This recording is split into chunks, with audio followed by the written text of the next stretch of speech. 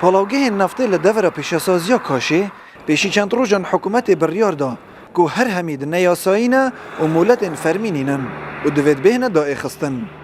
خودان نواجی که دبن 107 پالاوگه خو پیشاندانک انجام دا و ریکا زاخو بود دهوک بو موید دو دم جمیران قپات کرد. که پولیسان بوجک و رواندنا وی خلکی خو پیشاندای جی آفهاویجان تا که فروکین پولیسان جی آماده کرن. داخازی سرکی خو پیشاندران جی اوا دیسا و ری بدنی کار بکن. خودی برام مجبوری خارجا کردی. حتی مال 2000 عائله وی کاشنه.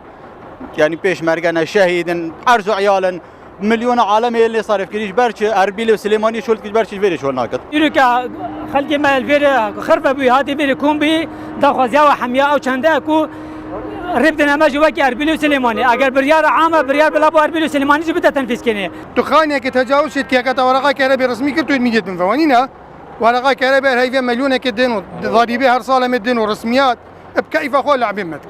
أمسي كيلومتر دي مركز محافظة دو كده يت أربيله 2 كيلومتر دي برلمانينا يت أربيله بهنا كنت محافظة دو كبينك.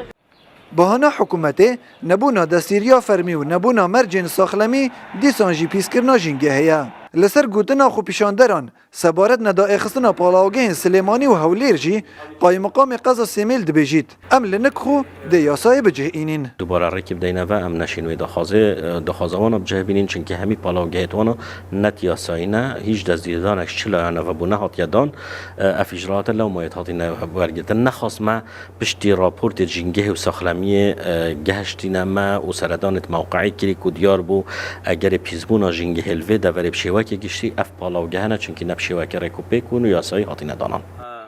دنافبرا 6 تا که هفته کارگاه نفتی که 107 پالاوگه تیدانه لدورا کاشی هاتینه دانان که خودان نوان هندکان مولتا کارگاه بلوکان یا جی کارکی دیتر هیا و پالاوگه لسر داناینه. اول دیو گوتنا ریوبرن دورا پیشسازیا کاشی.